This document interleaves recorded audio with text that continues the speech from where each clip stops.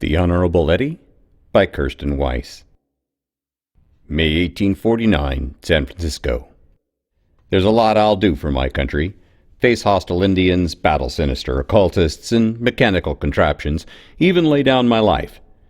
But the Honorable Eduardo Alberto del Castillo Cabeza de Vaca had me about beat.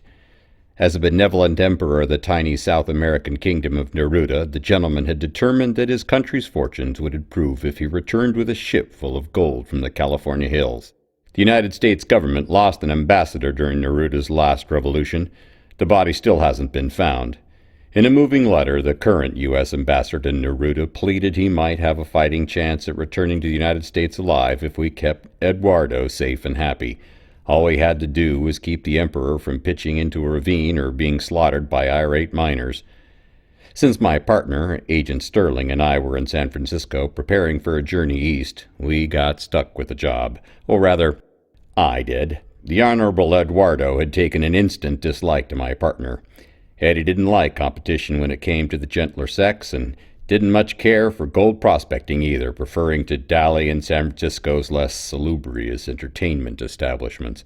And so I found myself watching another sunrise above a cluster of massed ships. Eye blackened, lip fat, and attire rum-soaked, I dragged the Honorable Eduardo back to his honorable hotel. The honorable gentleman did not hold his liquor well, and during these periods enjoyed insulting the female relatives of his fellow drinkers. Now, I'm the sort who prefers the quiet life. Give me a laboratory and some gears, and I'm set up for the night. Don't get me wrong, I'm not one to shy from a good dust-up, but this was my fifth brawl in as many nights, and if I lost a tooth or one from these adventures, I'd have no chance with the ladies at all. This had to stop. My partner thought my predicament funny. Getting no sympathy from that quarter, I hauled my carcass to Mrs. Watson's boarding house, and to the one person more desperate to leave the boomtown than I. Miss Sensibility Gray sat at breakfast, her dark hair piled on her head, an unbeaten plate of ham and eggs congealed on a blue checkered tablecloth. We were fixed to travel together to the States, along with her minder, Miss Algrave.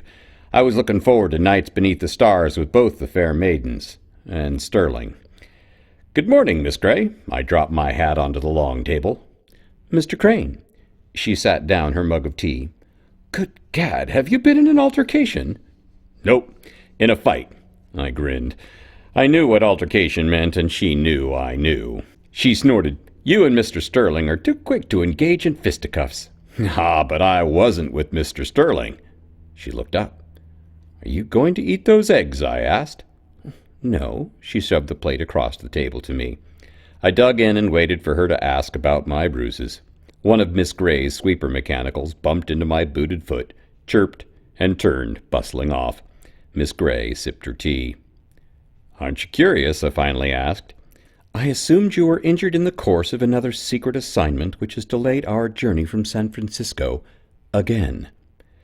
My problems with Eduardo were the latest in a string of delays preventing Miss Gray from taking her place in Washington as a government scientist.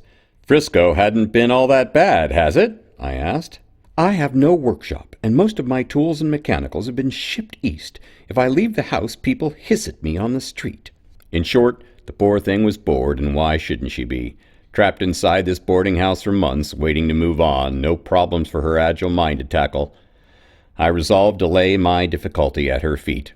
"Unfortunately," I said, "you're right. Though the mission's not that sacred, I'm stuck protecting a very important person from South America, and he's been dragging me through every gambling hell and establishment in San Francisco. The worst of it is there's no end in sight. We're supposed to deliver him to the gold country, but the man doesn't want to leave town. I think he's figured out gold mining requires actual work." Miss Gray straightened her already impeccable posture. "Are you telling me that one man's whims tethers us to San Francisco?"